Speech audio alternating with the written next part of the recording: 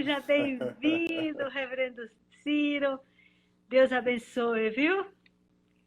Obrigado, Emma. Deus abençoe você também. Fico feliz pela oportunidade de ter esse bate-papo aqui com vocês. Uma alegria poder estar junto nesse momento. Que bom, pastor. É uma alegria para nós também, nossos espectadores aqui, aqueles que vão nos assistir depois, conhecer um pouquinho mais da sua família.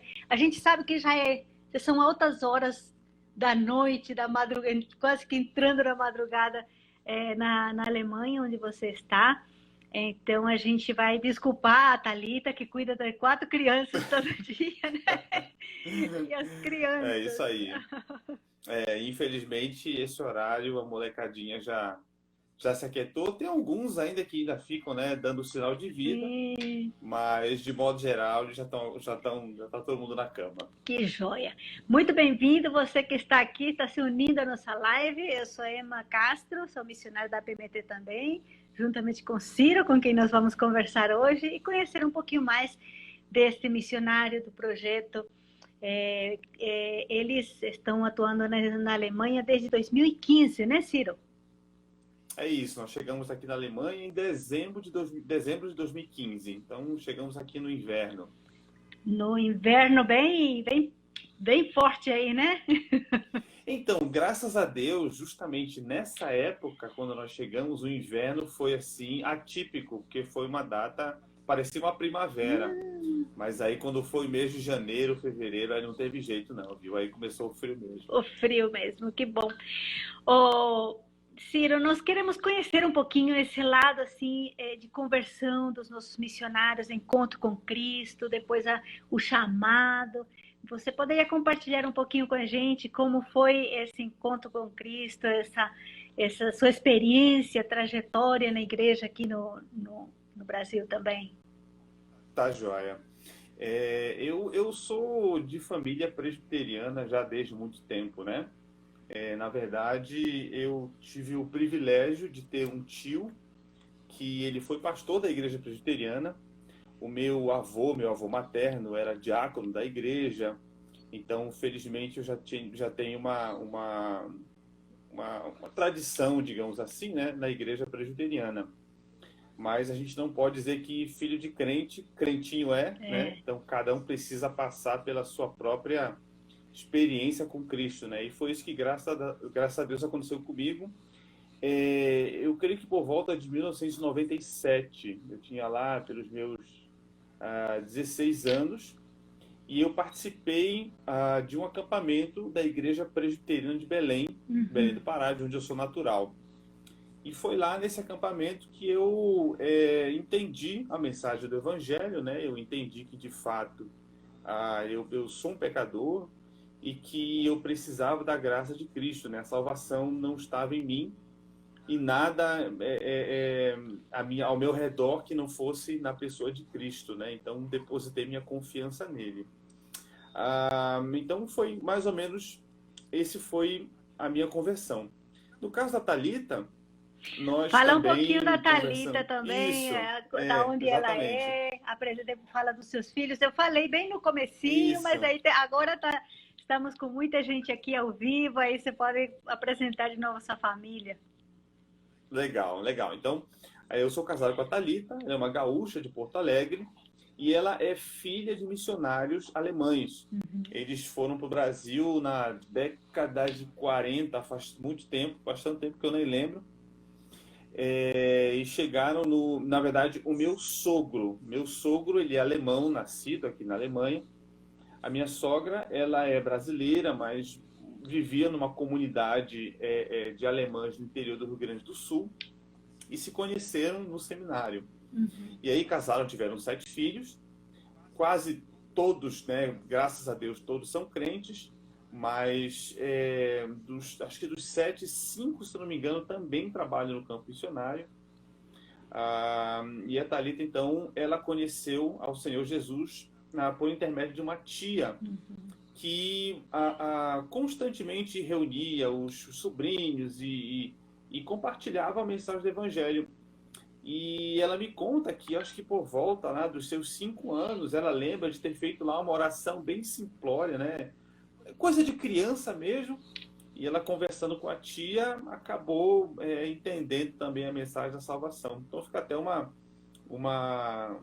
orientação aí para os coordenadores de ministério infantil, né? Que Uhum. realmente as crianças conseguem entender claramente o evangelho, mesmo pequenas, né? O evangelho e o chamado missionário também, né? Porque muitas crianças têm esse momento bem marcante quando criança também, com histórias infantis, querendo ser igual àquela Uhum. missionária. Por isso é muito importante trabalhar missões com as crianças Na também. igreja, exatamente, exatamente. Essa foi uma experiência que nós desfrutamos, inclusive, quando nós trabalhamos com a Palavra da Vida. Sim. Antes de ir para o seminário presbiteriano, eu trabalhei um tempo com a Palavra da Vida, com acampamentos. E é uma longa história, viu, Emma? É uma longa Eu história para mais imagino, de uma hora. eu imagino, tem muita história, né? Isso. Eu quero até aproveitar aqui e mandar um abraço. A dona Vilma está te mandando um abraço aqui.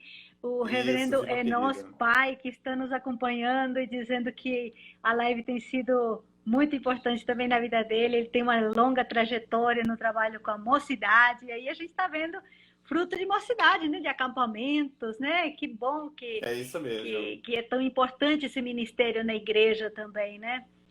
É isso mesmo, sem dúvida nenhuma. Então, nós nos conhecemos na Palavra da Vida, Thalita e eu. Eu estava no terceiro ano do curso de missões da Palavra da Vida, e ela entrou no primeiro ano. Aí nos conhecemos.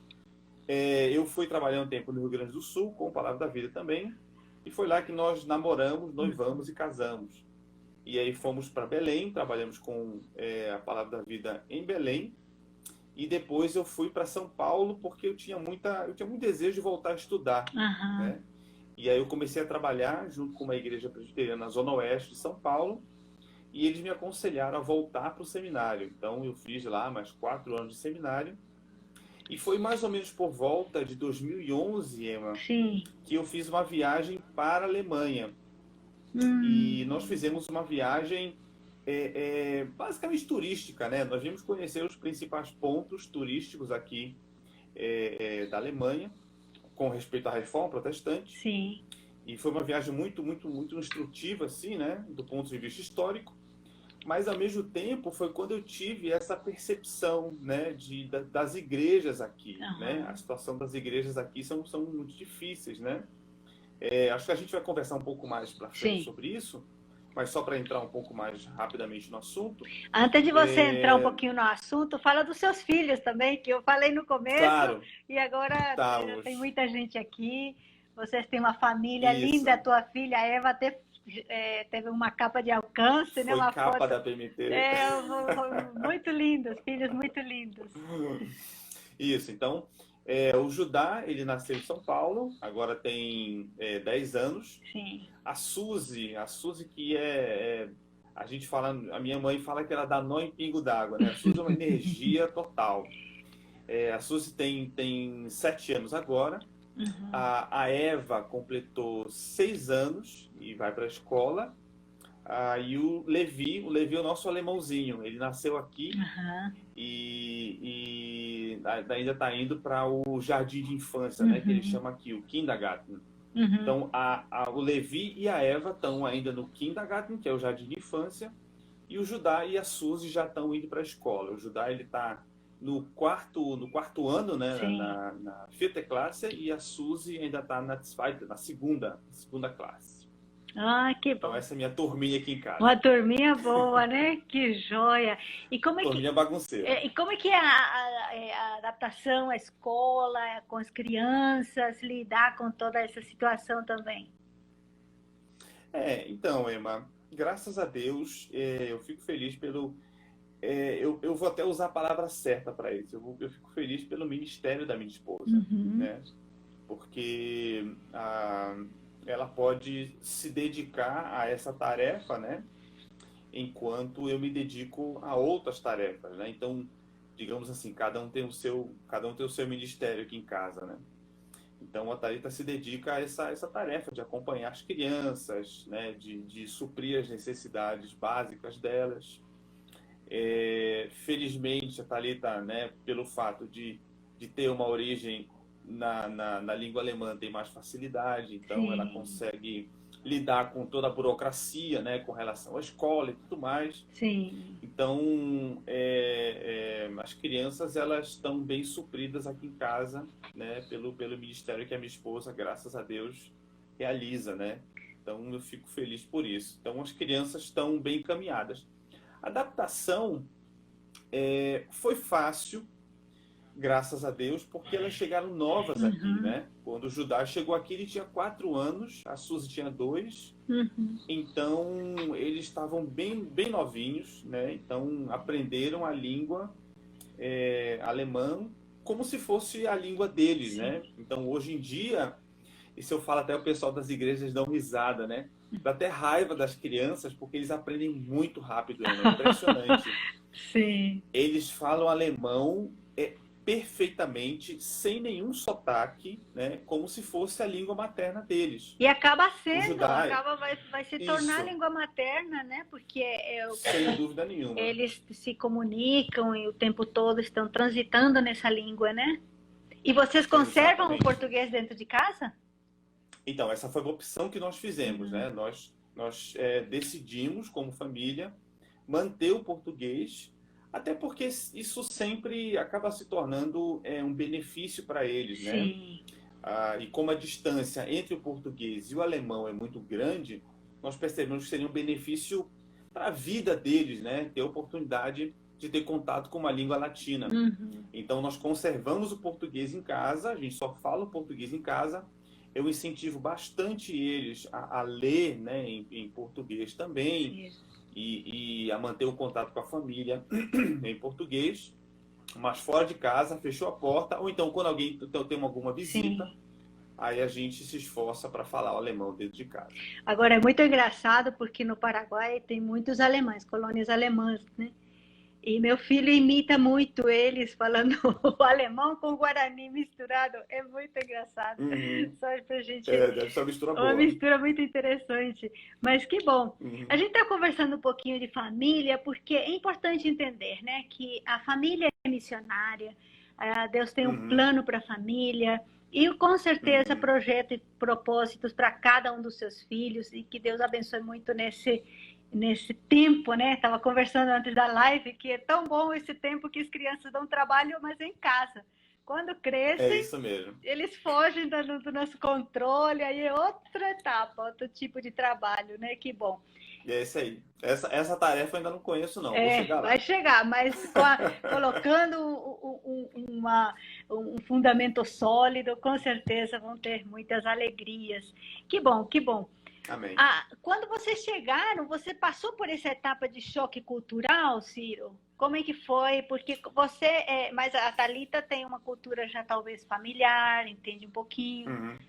E como é que Uhum. foi essa chegada?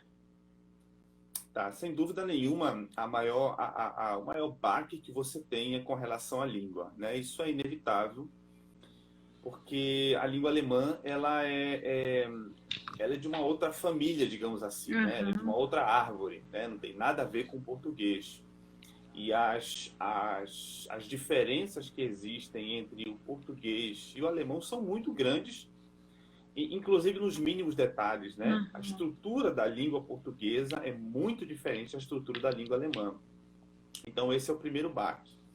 A segunda questão é com relação à questão da adaptação cultural no dia a dia. E eu falo assim com relação às pessoas, né? Sim. As pessoas são mais reservadas, elas são mais frias, né? Não tem aquela relação, inclusive com irmãos da igreja, né? Não tem aquela relação mais íntima, mais próxima, Uhum. mais espontânea, né? Isso é impraticável, por exemplo, você chegar na casa de um alemão assim de surpresa e achar que você vai almoçar com eles, por exemplo, né? No Brasil isso acontece com muita frequência, né? Você chega na casa do irmão, oh, entra aqui e tal, já Sim. põe um prato na mesa. Não, aqui você tem que assinar um papel antes, 3 vias, né? Registrar no cartório para poder você almoçar na casa do alemão. Certo. Então, esses aspectos, eles acabam chocando. Agora, interessante, deixa eu dar um rápido Uhum. testemunho aqui. dos tempos, de uns últimos tempos para cá, Emma, o que eu tenho percebido é que eu nunca vou fazer parte desse lugar, sabe? Uhum. É uma percepção que eu tive só nos últimos tempos, nos últimos 3 anos, nos últimos 4 anos. Eu sinto e eu percebo que eu sempre vou sentir isso, né? Eu percebo que eu não pertenço a esse lugar, sabe? Eu olho para as pessoas, eu olho para as construções, para a arquitetura, olho para as florestas, né? E eu sinto a diferença que existe entre ser um brasileiro e ser um alemão, sabe?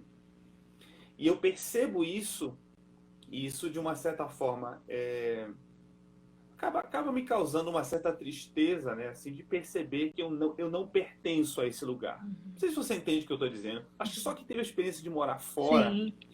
sabe o que é isso, né? Você sentir que você não faz parte daquilo. Aí a Vilma Sabe? já está querendo que você volte. Não, Vilma, ele tem que ficar lá. Alguém tem que ficar lá. Exatamente.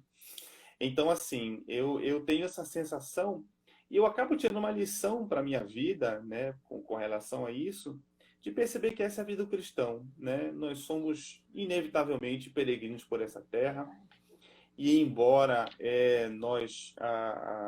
nós estejamos nesse mundo, como diz o Senhor Jesus, né? Nós estamos no mundo, mas nós não somos parte dele, Sim. né? Então essa até é uma lição que eu tiro para a minha vida, né? Esse choque cultural que depois de 5 anos eu acabo sentindo, né? De perceber que eu não faço parte desse lugar. Mas essa é a vida do missionário, né? Nós somos Porque assim são mesmo. várias etapas, né, que a pessoa que está morando em outro país passa de percepção que tem da realidade, assimilação de tudo isso, e isso vai mudando um pouco também. E aquela fantasia talvez mudou muito o seu projeto antes de você ir e agora. Como que você percebe devido a essa percepção que você tem? Assim, com relação ao projeto especificamente, não mudou porque eu continuo no trabalho, digamos assim, pelo qual me propus, né, a vir fazer, que é trabalhar com igrejas locais. Isso foi sempre a minha visão de que o Senhor Jesus deixou uma igreja, né, para ser desenvolvida, vamos dizer assim, né? Então, eu entendo com relação ao meu chamado que a igreja é o meio pelo qual Deus usou para trazer o seu reino à terra, né? Eu vejo que tem irmãos que têm trabalhos maravilhosos com organizações, com ONGs, né, de futebol, de atendimento a crianças carentes e tudo mais.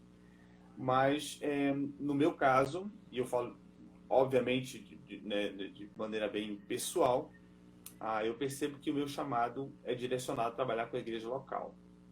Então, até o momento, eu tenho me mantido, né, nessa linha, mas sem dúvida nenhuma, ao longo do tempo, viu, Emma, você vai constatando coisas, observando como é o jeito das pessoas, como é a forma que os alemães pensam, sabe?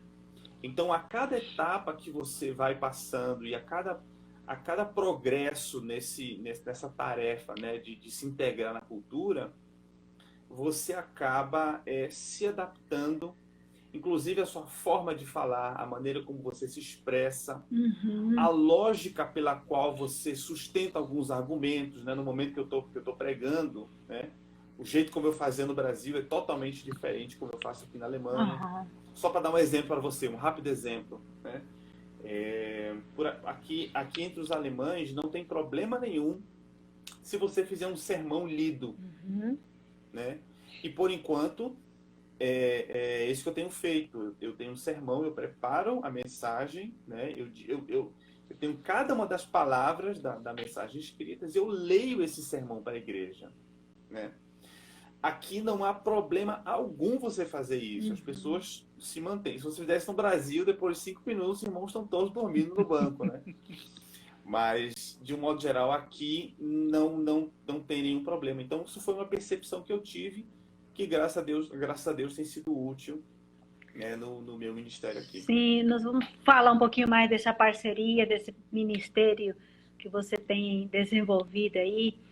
Mas a gente queria Uhum. falar um pouquinho mais também sobre a cultura, as diferenças, as dificuldades. Você teve alguma experiência que te marcou, que foi interessante? Você grava Uhum, isso? uhum. Como é que foi?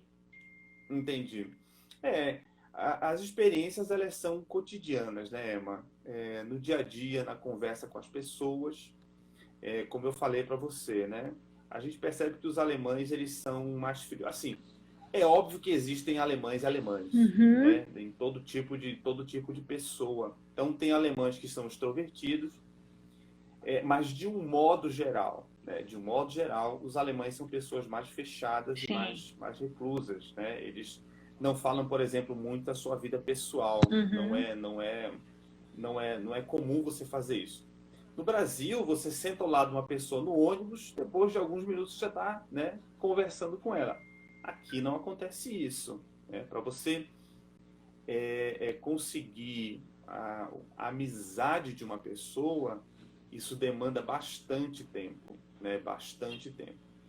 É por isso que foi algo que desde o começo a gente tinha essa percepção, que era a ideia de que o nosso trabalho é um trabalho para a vida toda. Né? Uhum. Nós viemos para a Alemanha para morrer na Alemanha. Uhum. Né? Ou seja, a, a, a percepção de que a gente não plantaria uma igreja em 5 anos. Com Né? certeza. Então a gente veio já preparado com essa perspectiva. Aqui na região onde nós moramos, que é o estado de Baden-Württemberg, Uhum. ela é uma região um pouco mais, as pessoas são mais abertas, elas são mais espontâneas, né? No norte da Alemanha, acho que já é um pouco mais difícil, Aqui a mas nessa Vilma, região a aqui. Vilma está fazendo uma pergunta que acho que é interessante. Se nossos Uhum. missionários ou vocês têm mais facilidade de se relacionar com os imigrantes, com os refugiados ou com a comunidade alemã mesmo, com os alemães mesmo. Tá, tá. Nós temos um trabalho com brasileiros, né? Uhum. Eu desenvolvo também um ministério com brasileiros, numa cidade próxima aqui nossa, que é Kaiserslautern. Mas, sem dúvida nenhuma, a relação com brasileiros ela é mais fácil, Uhum. mas a gente veio já focando nisso. Né? Nós vimos com foco de que o nosso trabalho com brasileiros seria secundário. Uhum. Então, o nosso trabalho com alemães, ele é o nosso trabalho prioritário, né? Nossa primeira tarefa.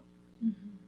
E realmente, você se relacionar com brasileiros e até com refugiados, né? Até com refugiados, por exemplo, refugiados latinos, né? Eles são bem mais fáceis de você Sim, acessar, sim. mas de fato é difícil, é difícil. O trabalho com alemães não é tão simples assim. E como é que foi, nasceu no coração de vocês esse desejo de. Você estava falando, né, que vocês fizeram uma visita, que vocês olharam lá, mas aí como é que foi para criar essa parceria, para concretizar essa visão que vocês tiveram? Certo. Então foi como a gente comentou um pouquinho no começo, né? Sim. Eu falei um pouco dessa viagem, perdão, dessa viagem que nós fizemos para cá. E aí nós percebemos a necessidade do campo, né? Nós vimos a dificuldade que é a igreja alemã, igrejas fracas, igrejas pequenas. E quando você encontra igrejas grandes, geralmente são igrejas com alguma característica, né? Por exemplo, igrejas com muitos jovens, né? Uhum. E aí com uma linha um pouco mais diferente, né? Então, essa característica.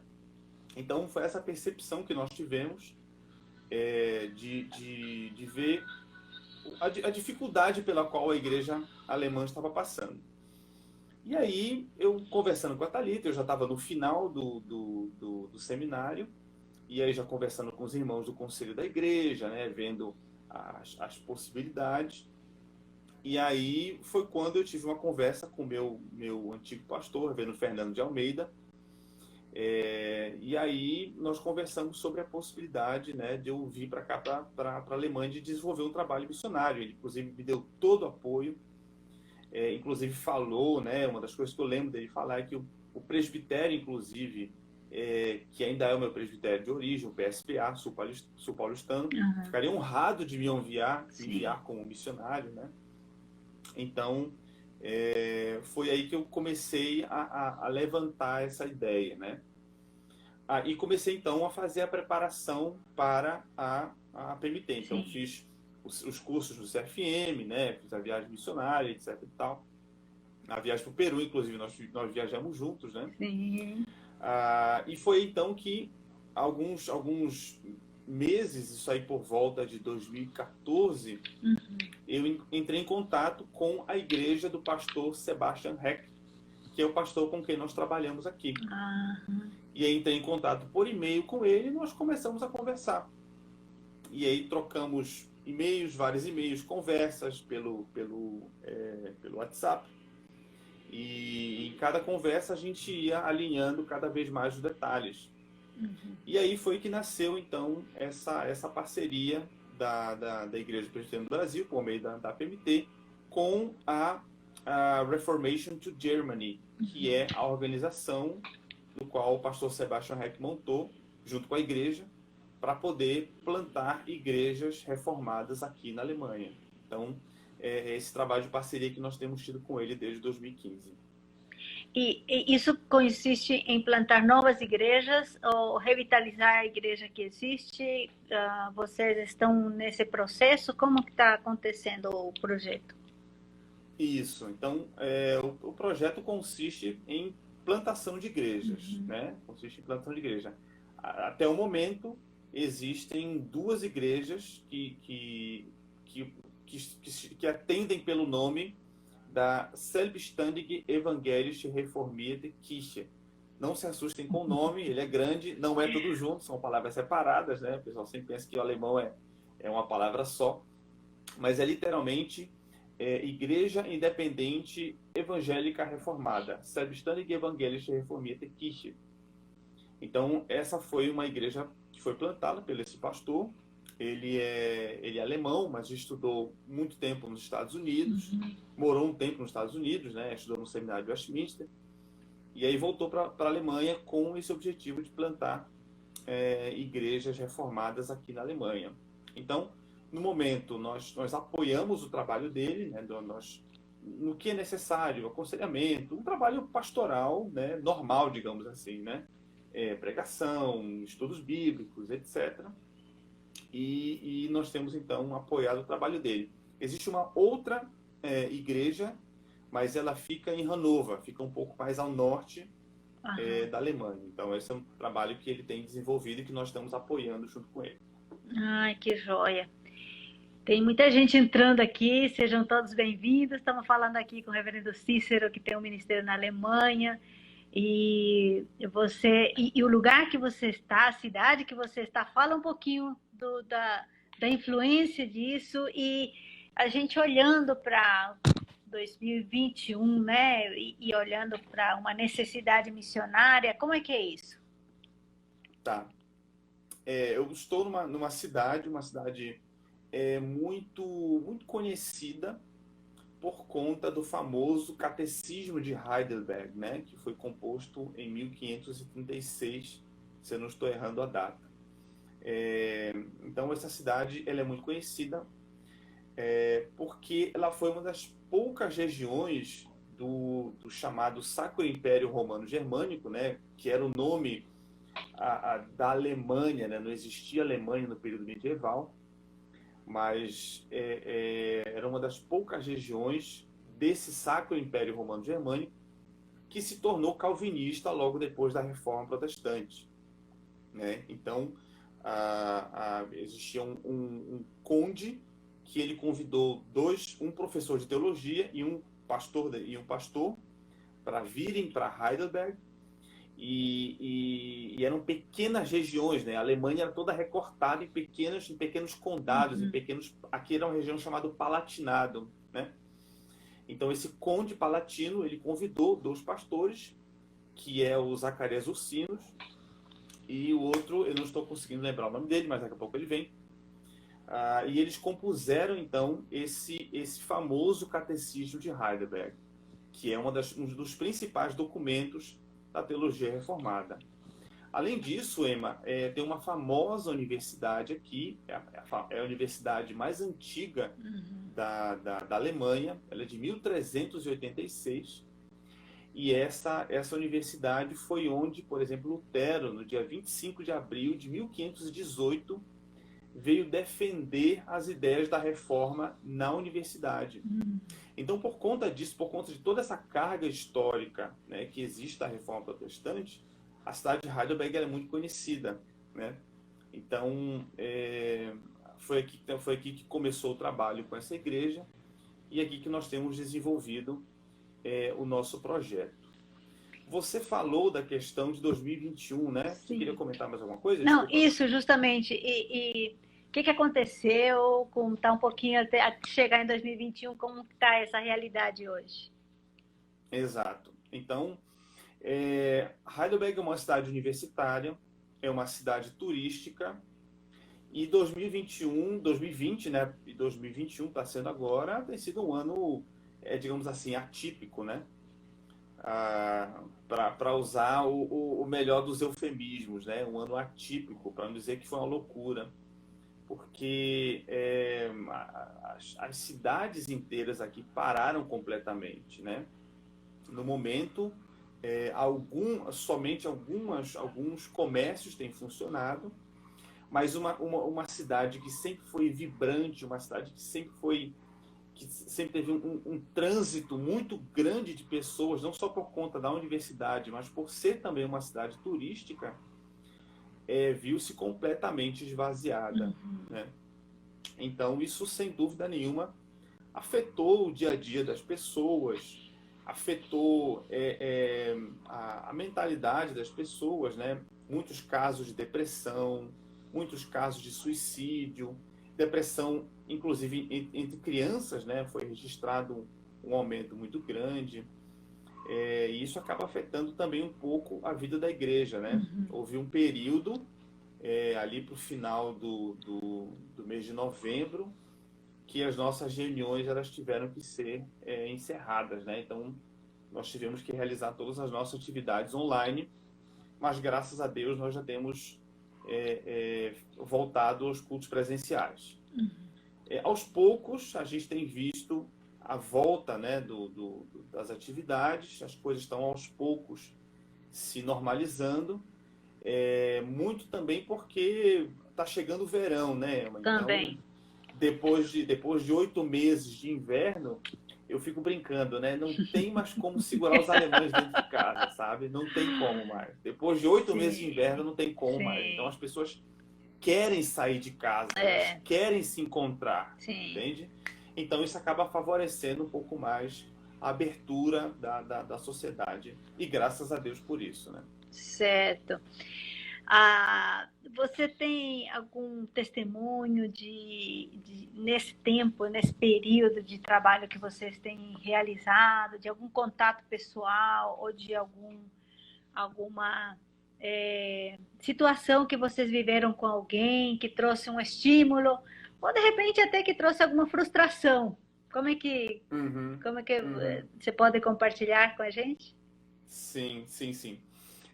Assim, eu acho que uma das coisas que mais nos trazem, ao mesmo tempo em que a gente percebe dificuldades, mas grandes bênçãos também, são os nossos relacionamentos com os nossos vizinhos, viu? A gente sabe que morar perto de outras pessoas, né, é sempre um desafio muito grande. Então, uma coisa que foi muito interessante para a gente, que logo que nós chegamos aqui, em 2015, tinha uma senhora que morava na nossa frente, que era uma senhora austríaca. e ela tinha um relacionamento muito próximo conosco, né? E eu sempre tive oportunidades, embora não falasse alemão, né?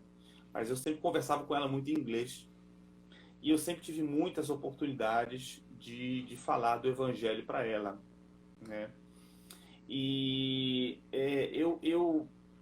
eu não tive, Emma, nenhuma experiência de poder ouvir da boca dela, né? Que ela havia confessado ao Senhor Jesus.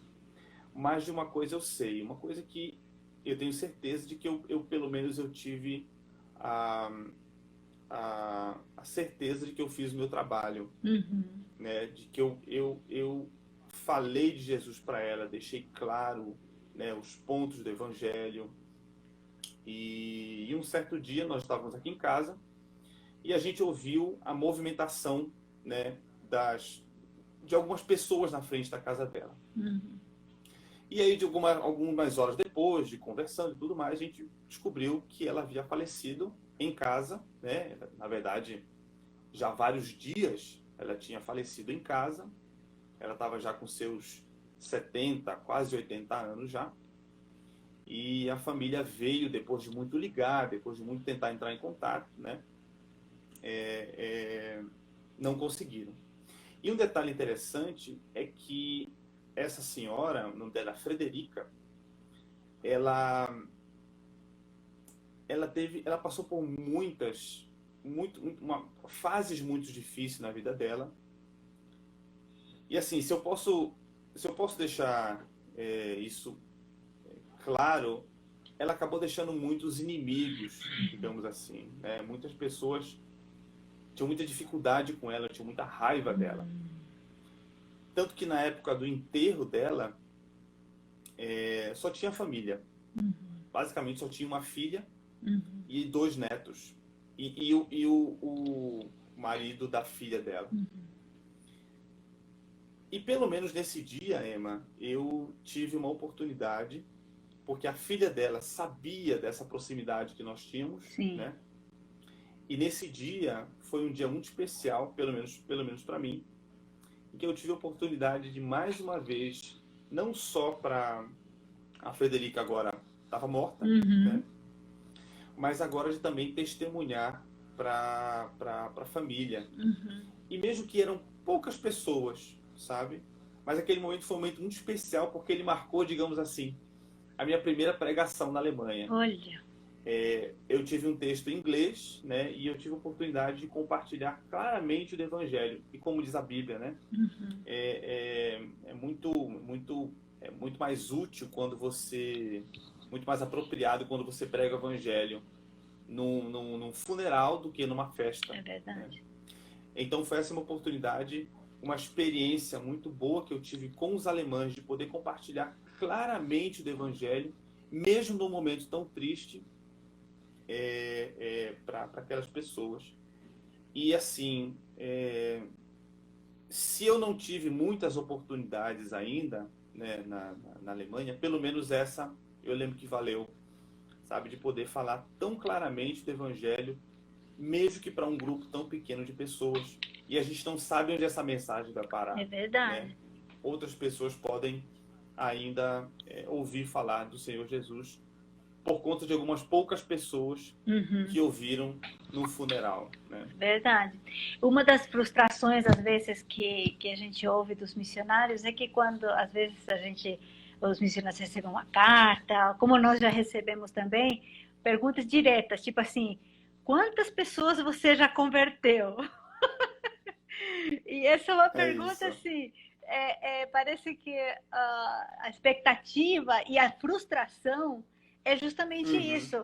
Eu não tenho não posso dizer que tantas pessoas, né? O contexto europeu, ele é assim um trabalho de formiguinha mesmo. A gente tem visto nos depoimentos e também nos bate-papo com os outros missionários, né? Essa dificuldade, que é um trabalho a longo prazo para poder ter essa oportunidade de uma abertura, né? De pregar no funeral. Isso é uma porta muito grande. Exatamente. E isso graças a Deus que vocês estavam lá no momento certo, na hora certa, tiveram essa oportunidade, né? Que bom, exatamente. que joia. Exatamente. E a Thalita, ela fala bem o alemão, se comunica mais Sim, fluentemente, com certeza com as crianças, isso também deve abrir algumas portas para o relacionamento com os pais das crianças. Como é que é esse lado de relacionamento que vocês têm? legal, legal. Essa é uma boa pergunta, porque eu, inclusive, escrevi um texto, não sei se vai sair ainda na revista Alcance, mas eu escrevi um pequeno Ó, artigo deixa, falando deixa eu sobre essa passar, questão. vou fazer um parênteses. Já está na gráfica, Ah, a revista já vai estar aí saindo, viu? É o artigo do legal, fazer Ciro, um. tá? Isso. Então, leia o meu artigo lá na revista Alcance, dá só uma pequena palhinha sobre ele, que é a questão da hospitalidade, né? A Uhum. gente vê como que a Bíblia se refere tantas e tantas vezes à hospitalidade, né? Inclusive, ela é uma exigência que o apóstolo Paulo fala aos presbíteros, né? Para que você seja um presbítero na igreja, você precisa ser hospitaleiro. Então percebe-se que é uma exigência importante na mentalidade do apóstolo Paulo e no contexto da Bíblia como um todo, Uhum. né? Então, algo que a gente percebe bastante é como que as crianças têm essa facilidade, né, de se relacionar com outras pessoas, com seus coleguinhas, e de trazer as pessoas para cá para casa, né? Então, muitas oportunidades de relacionamentos que nós temos é por intermédio desse contato com as crianças. Uhum. E como nós temos bastante crianças, né, digamos assim, então isso facilita um trânsito constante da molecada aqui em casa. Então tem dias, olha, que isso aqui, Emma, vira uma creche, Tá vendo? sabe?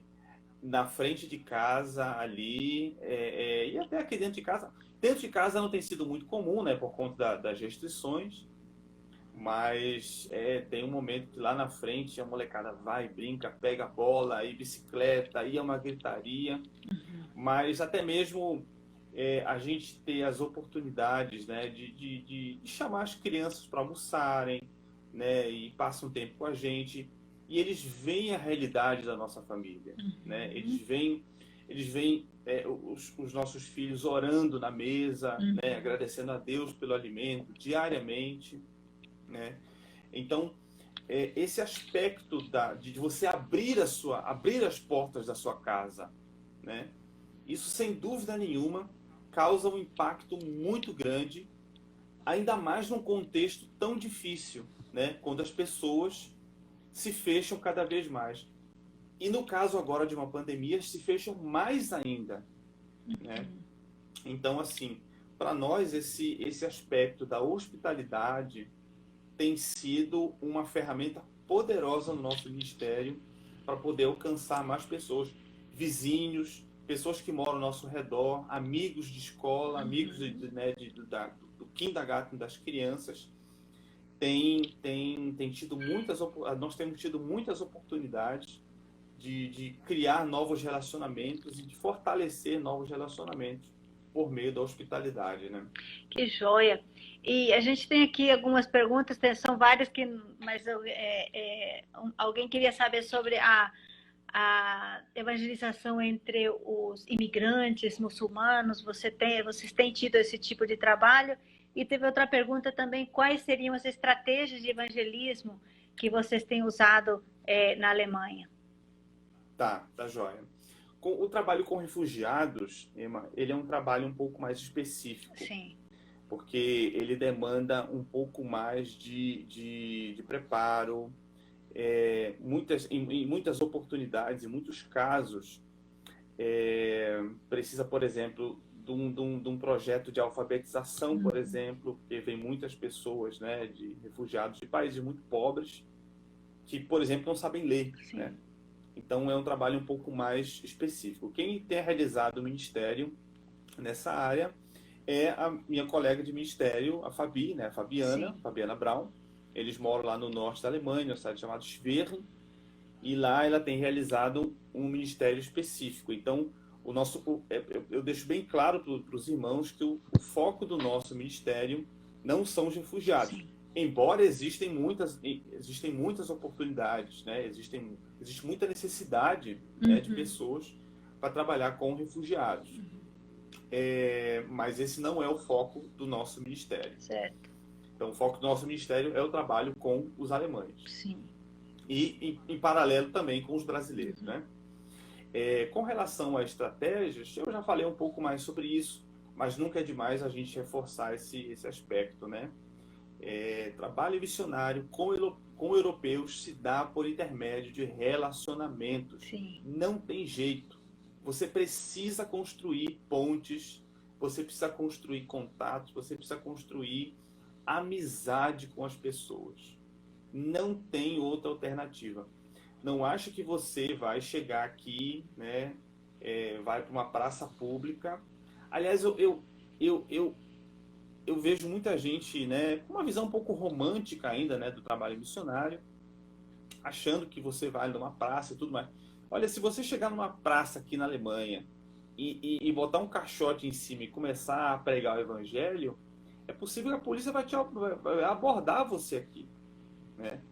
Se você chegar na casa das pessoas, bater na porta, querer entregar folheto na casa das pessoas, mas nem pense em fazer isso, nem pense. Porque, sem dúvida nenhuma, o morador vai chamar a polícia, né? Então, o máximo que as pessoas... Por exemplo, os testemunhos de Jeová, aliás, os que são testemunhos de Jeová são mormons.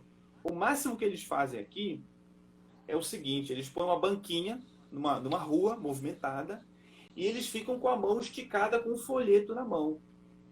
E se a pessoa quiser pegar o folheto, ela pega. Certo. Por quê, Emma? Porque na mentalidade do europeu, a religião é algo privado, é algo de caráter privado. Então, não é algo com o qual você converse com qualquer pessoa. E isso, na verdade, vem por causa de um processo histórico. Muitas guerras aconteceram por causa de religião aqui. Né? Isso é importante, então, conhecer toda essa história para compreender o contexto, né? Exatamente. Então, é necessário que você tenha essa percepção cultural, histórica, para entender como funciona a cabeça das pessoas. Que não ache que você vai chegar e vai conversar com uma pessoa sobre religião. É como se você estivesse conversando com uma parte íntima da vida dela, né? Então, nem todo mundo vai abrir o seu coração e chorar na sua frente depois de você falar de Jesus para ela. Então, foi isso que eu falei desde o começo. Certo. Nós viemos com a percepção de que o nosso trabalho seria um trabalho de longo prazo, né? De construir contatos, de construir relacionamentos. E se Deus nos der a graça de um dia ver uma igreja alemã plantada aqui na Alemanha para a glória do nome dele. Amém. A gente às vezes tem visto também pessoas que fazem igual vocês fizeram essa primeira viagem turística, né, pela Europa, conhecer, quem tem essa oportunidade é muito bom, né? E presenciam, né, vivem essas igrejas enormes, fechadas, né? E com isso tem um impulso que nós vamos trabalhar para a revitalização da igreja. E quando chega lá, é outra coisa, né? Aquela igreja teve a sua história, teve o seu porquê, né? De estar daquele jeito. Então, com a graça de Deus que pode, e com o tempo, né? Que as coisas vão acontecendo. É bom que quem está nos assistindo e está participando conosco entenda esse processo, porque muitas vezes também existe essa frustração, né? De repente, em algum contexto, né, tem mais conversões, tem mais igreja sendo plantada e acontece mais coisas. Em outros lugares tem acontecido a história de maneira mais paulatina, né? De maneira mais devagar, e isso Deixa eu dar só uma palhinha rapidamente, eu acho que isso é um detalhe muito importante. Sim. Que a igreja brasileira ainda não percebeu com relação à Europa. E eu falo aqui especificamente da Alemanha, tá? Existe um contexto específico na Alemanha, talvez um pouco semelhante da Suíça, da Áustria. A França já é outra coisa, a França já é outra conversa. Sim. Né? Mas falando aqui especificamente da Alemanha. Existem ainda igrejas luteranas que são igrejas fiéis, mas elas são poucas, tá? Uhum. E a igreja luterana é uma das igrejas estatais aqui na Alemanha, né? O que eu falo de igreja estatal? São igrejas que são ligadas ao Estado. Então, a Alemanha tem duas igrejas estatais, que é a Igreja Católica e a Igreja Luterana. São igrejas oficiais do Estado. Certo. O que eu quero dizer com isso? Eu quero dizer o seguinte, por exemplo, quando você chega numa cidade, você não pode simplesmente chegar aqui numa cidade na Alemanha e morar numa casa. Não. Você precisa fazer um registro na prefeitura da cidade. Você precisa se registrar. O seu nome, sua idade, onde você vai morar, quantos filhos você tem, que é o nome da sua esposa, etc. e tal. Isso é necessário porque desse registro você precisa abrir conta no banco, você precisa ligar água, você precisa ligar energia, você precisa ter o recolhimento de lixo. E se você não tiver esse registro, você não faz nada disso. E aí a funcionária da prefeitura vai te fazer diversas perguntas. Dentre uma das perguntas que ela vai fazer, ela vai te perguntar: qual que é a sua religião? Uhum. E você pensa, para que a funcionária da prefeitura quer saber qual é a religião? Uhum. Aí você fala: eu sou católico, eu sou protestante, eu sou budista, muçulmano, enfim. E ela vai anotar isso lá. Se você disser que você é evangélico ou católico, sabe o que vai acontecer? Ela vai marcar lá se você é católico ou evangélico, se você se declarar assim. Uhum. Algumas semanas depois vai chegar um boleto na sua casa. Esse boleto é o seu dízimo. Ah. Porque você chegando na cidade e se declarando como católico ou evangélico, você se tornou membro dessa igreja. Você se tornou membro da igreja luterana ou da igreja católica. Uhum. Ou seja, as igrejas elas são ligadas ao Estado. E por que isso é um problema?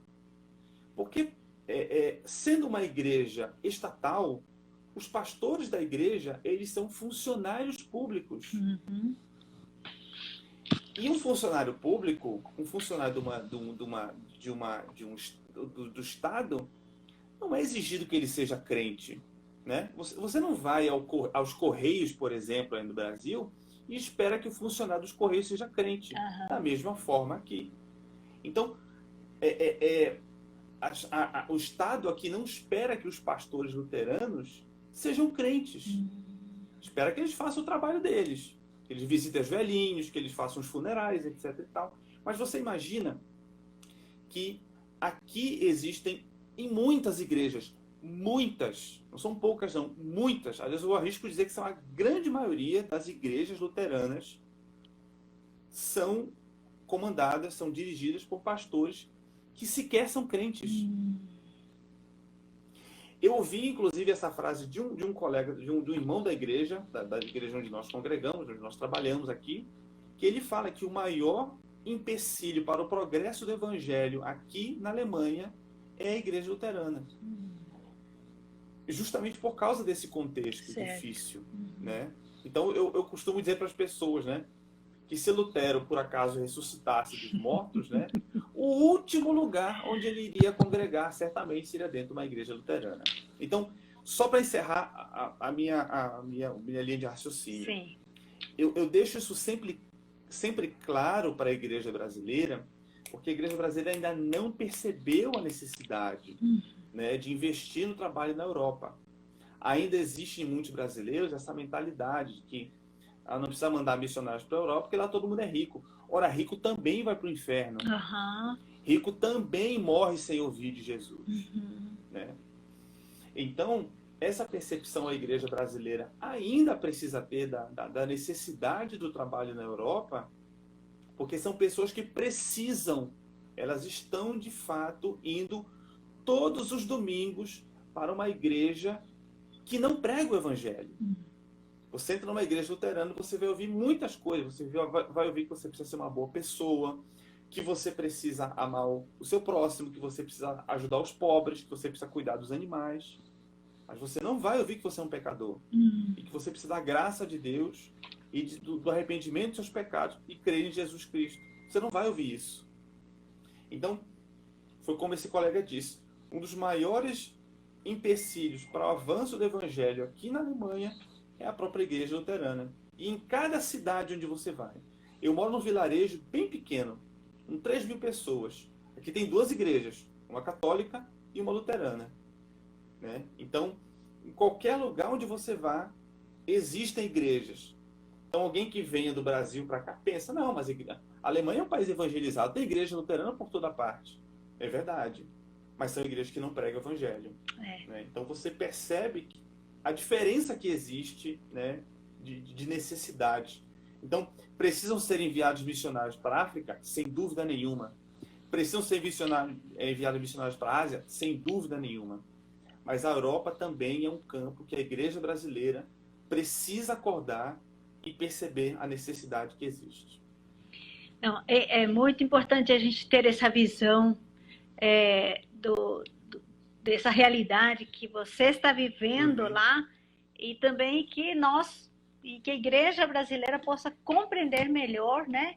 E não ter uma expectativa e não desanimar também com todos esses anos, né, de projetos, e uma hora Deus toca os corações, porque uma coisa a gente sabe, né, que quem move, quem converte não é o missionário, não é a técnica, não é o preparo, é o poder Exatamente. de Deus mesmo, que o Espírito Santo é que faz a obra completa, usando homens como nós, né?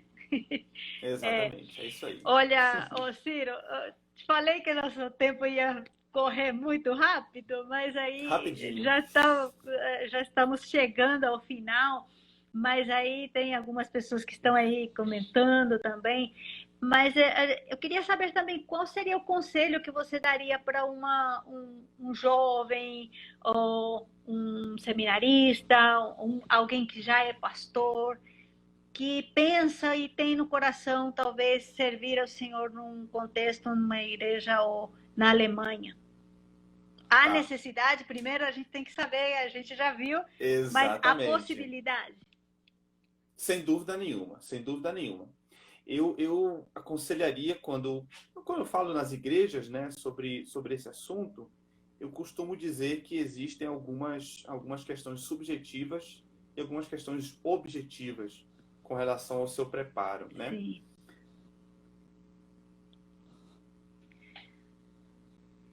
Parece que travou um pouquinho aí a internet do Ciro.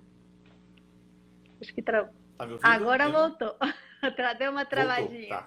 Voltou, Tá. Então existe essa percepção, né, de percepções objetivas, digamos assim. Aliás, subjetivas. Se eu quero ser um missionário, eu quero ir para o campo, Deus tem me chamado. Então isso é bastante subjetivo. Sim. Mas há aspectos objetivos também, que, por exemplo, a percepção da igreja. A igreja precisa ver isso em você. Sim. A igreja local precisa ver isso em você. Então, se você quer ser um pastor, quer ser um missionário, você precisa começar a dar frutos na sua igreja local. É bastante óbvio. Eu costumo dizer também que, se você está se preparando para um campo como a Alemanha, né, comece a aprender alemão agora. Né? Porque a língua é a nossa principal ferramenta de trabalho. Então, essa é uma dificuldade que todo missionário vai encontrar. Existem muitos casos, inclusive, especialmente de pastores americanos que vieram para cá e acabaram presos nessa etapa, né? Na etapa do aprendizado da língua. E tem ministérios, graças a Deus, abençoados, né? Eu tenho contato com pastores americanos, mas que acabaram plantando igrejas de fala inglesa, né? Então, essa é uma dificuldade. Certo. Então, se você está se preparando para vir para o campo, especificamente no contexto alemão, a língua é algo fundamental. Segundo lugar, é necessário, viu, Emma, um bom preparo de entender a mentalidade do europeu. E aqui vai, né, leituras na área de história, né, leituras na área de cultura, porque você precisa entender a maneira como o europeu pensa. Né? Então, essa mentalidade, esse preparo antes, ele é importantíssimo. Certo. E com certeza também um bom curso teológico, um bom curso é, é, apologético, uma faculdade talvez de filosofia, né? Porque há muita discussão nesse campo, né? Exato, Intelectual. exatamente. Isso sem dúvida nenhuma, né? Sim. Esse preparo teológico é algo que eu pressuponho, né? Sim, Eu não costumo nem dizer para as pessoas, porque se você quer ser um missionário e para pregar o evangelho, é pressuposto que você vá fazer um curso teológico e que você não venha para cá ah, com um romance, sim, sabe? Aquele bom e velho romance que as pessoas veem. sim. Olha, eu costumo dizer para as pessoas, a Alemanha é muito bonita, é muito organizada, é muito limpa, né? E de um modo geral, como eu falei, muito bonita, Uhum. né? Mas Emma, chega um momento, depois de 2, 3, 4 anos, que essa visão romântica do campo, né? De ser tudo lindo, de ser Europa, Uhum. o inverno europeu, a neve, né? O verão europeu, isso acaba, isso acaba. E o que fica é, em primeiro lugar, Emma, aquela convicção no seu coração de que o Senhor te chamou para esse trabalho. Ah, Essa é a única coisa que te sustenta no campo. A lembrança de que o Senhor Jesus foi quem nos chamou para essa tarefa. Né? certo. É aquele romantismo, aquela paixão que muitos brasileiros têm pela Europa, chega um momento que isso vai, É. né? E você precisa ficar firme nessa convicção. Nesses momentos difíceis, né? Exatamente. E uma palavra para os pastores, para a liderança das igrejas que nos estão ouvindo agora. Legal. Eu quero dizer, a igreja brasileira, né, a igreja presbiteriana de um modo geral, em primeiro lugar, que vocês orem por nós, né? Eu costumo dizer para os irmãos da igreja que o nosso trabalho é um trabalho de cura espiritual, Emma, porque, Sim, olha, se for depender de mim, Emma, eu nasci em Belém do Pará, sabe? Eu me criei tomando açaí com peixe frito, olha, sabe? Eu não sou um gênio, eu não sou alguém inteligentíssimo, ao contrário do que muitas pessoas acham que eu não sou não. Eu sou um rapaz simples do norte do Brasil.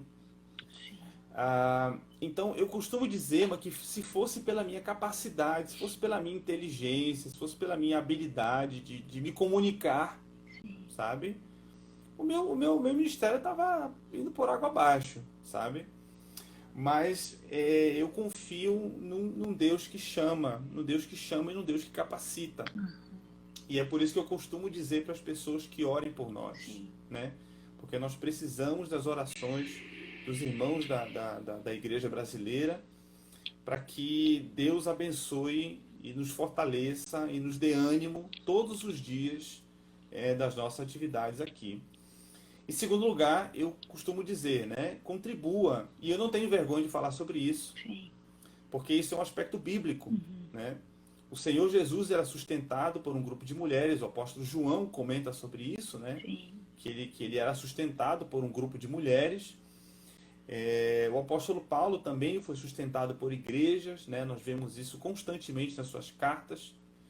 E isso é a forma como o ministério é feito, o Ministério do Trabalho Missionário é feito, né? Com a Uhum. contribuição das igrejas. Então, que os irmãos sejam fiéis. E, em primeiro lugar, né, eu costumo dizer para as igrejas, a melhor forma de você investir no trabalho missionário é seja um dizimista na sua igreja. Amém. Né? Porque aliás, grande parte dos recursos reunidos, né, nas igrejas são enviados para o trabalho missionário em todos os cantos do mundo. Né? Então seja fiel no pouco, né? Começar ali nos seus dízimos, mensalmente abençoando a sua igreja e o trabalho missionário indiretamente.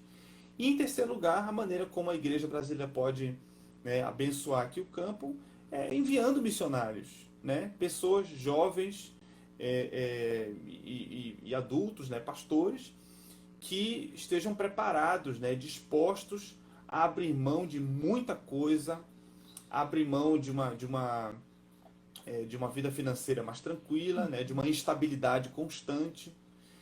No caso do continente europeu, abre mão desse aspecto cultural, relacional do brasileiro, Sim. né, de perceber que aqui você vai passar por tempos longos, né, de isolamento, de Longos pessoas. invernos, né? Longos invernos, exatamente, Sim. exatamente. Não só o tempo aqui é frio, como as pessoas inevitavelmente também são frias, né? Então, existem muitas coisas ainda que a igreja brasileira precisa ainda perceber da necessidade do campo aqui na Europa, mas graças a Deus eu vejo quanto Deus tem abençoado o nosso ministério e quanto ainda existe a ser feito aqui e o quanto a igreja brasileira ainda pode contribuir. Que bom saber e conhecer um pouquinho mais, conhecer um pouquinho sua família, seu ministério, aquilo que Deus colocou no seu coração. E com certeza também com este problema financeiro, vocês também são atingidos, né, com a desvalorização do real ou a, a valorização do dólar e do dinheiro que vocês. Qual é o dinheiro mesmo que vocês usam? Aqui é o euro, Euro. né? Aqui é a É zona do mesmo. euro. Isso. Me veio agora. Aqui é a zona do euro. É a zona do euro também que vocês têm usado. Isso. Então, que vocês possam colocar esta família diante do Senhor, colocar um coração na Europa também, nestas necessidades que existem. E como que as pessoas podem se tornar parceira do seu ministério? Eu vejo que a forma mais fácil, né, é pela própria PMT, Sim. né? Então, existe uma forma, né, de você entrar em contato, né, com a PMT e depositar um determinado valor, né, pela PMT, ou, se for o caso, diretamente na nossa conta financeira. Nós temos uma conta no Banco do Brasil e existe também essa possibilidade que a gente manda mensalmente dinheiro do Brasil para cá, né? Então, como Certo. você falou, de fato, nos últimos tempos tem sido um pouco mais difícil por conta da pandemia. Quando nós chegamos aqui, Emma, nós pagávamos R$ 4,40 por cada euro. Aham. Agora a gente está pagando quase R$ 7 por cada euro. Então, de fato existe uma grande disparidade aí, né, que afetou muito a nossa vida. Mas só para deixar claro, viu? Deus tem nos abençoado em tudo, viu, Emma? Em Amém. tudo, em todo Amém. momento. Não tem deixado faltar nada para nossa família. Nós temos sido extremamente abençoados. Eu sou grato ao Senhor e sou grato aos irmãos que têm contribuído fielmente com o nosso ministério aqui. Que joia, né? Deus abençoe grandemente sua família, Ciro. E Amém. vocês estão vindo agora, se Deus quiser, este ano para renovar contrato e tudo.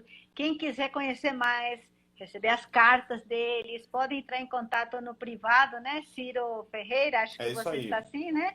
Aqui no Instagram Uhum, mesmo. Ou também uhum. entra em contato aí no site da APMT, tem um www.apmt.org.br/missionários. Aí você vai encontrar todos os nossos missionários. Procura o Ciro, a Thalita, os filhos, e aí você vai ter também o e-mail, como você pode entrar em contato com esse servo de Deus que está servindo nesse contexto tão diferente ao que é o Brasil, né? Deus abençoe É isso aí. grandemente e eu quero agradecer você também que esteve conosco até agora, ouvindo, conhecendo, entendendo um pouquinho mais sobre a obra missionária, sobre o contexto europeu, sobre a Alemanha. Que Deus abençoe, obrigado, tá bom? Obrigada, um abraço Obrigado, para a Emma. Um abraço Thalita a e as todos. crianças. Tchau, Dou tchau. sim, pode deixar. Tchau, tchau.